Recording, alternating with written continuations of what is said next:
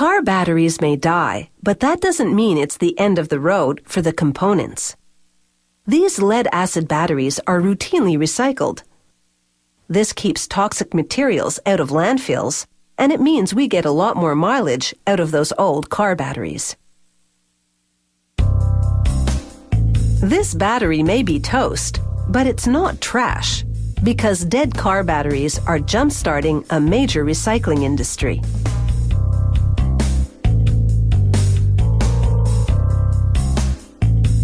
Pallets of old batteries are tipped onto a conveyor. It takes them up into an enclosed machine that has over 30 rotating hammers. They smash the old batteries to bits, and then a screen filters out the lead-acid paste. The broken bits of lead and plastic tumble into a big vat of water. The lead and other metals sink, while the lighter plastic pieces float to the surface. This system allows them to sort and separate the battery components. The plastic pieces have been cleaned, and a machine now blows them into the back of a truck. They'll be taken to a plastic recycling plant and turned into pellets that will eventually be used in the production of new car batteries. A worm screw now moves the lead and other metals to another part of the plant to await further processing. Remember that lead-acid paste screened out of the smashed-up batteries earlier? The acid has been neutralized and turned into water. This press squeezes the water out, so all that remains is a lead paste. They remove it and add it to the pile of lead and other metals.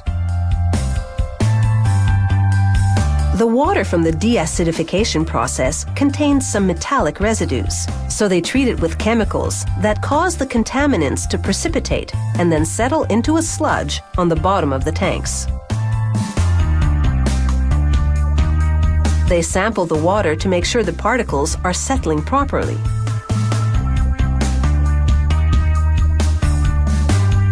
They pump out the sludge and then filter the water, which now meets regulatory standards and can be poured down the drain.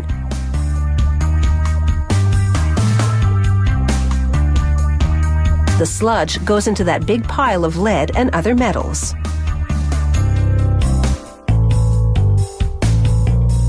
They add a few shovels full of refined coal to the pile as a processing aid.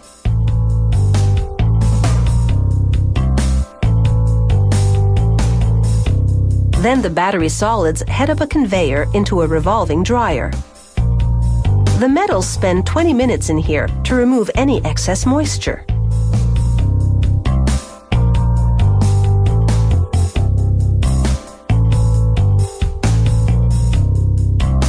Then it's into a furnace for 10 hours.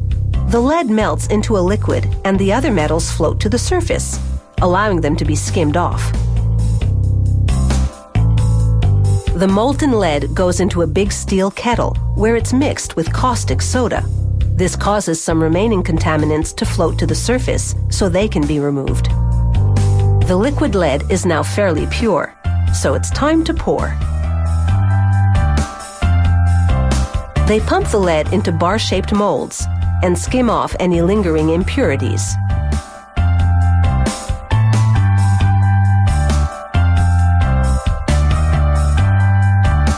Below, a constant spray of ice-cold water chills the molds, and the lead hardens into bars in just 4 minutes.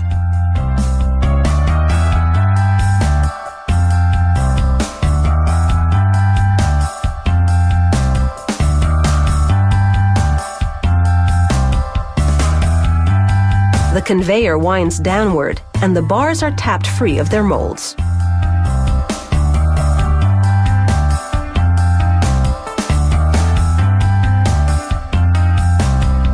There's enough lead in one of these bars to make 3 car batteries. They'll be remelted and molded into battery components. And the final product is as good as new, proving that recycling can get new life out of that old car battery, and in the process, give a boost to pollution prevention efforts.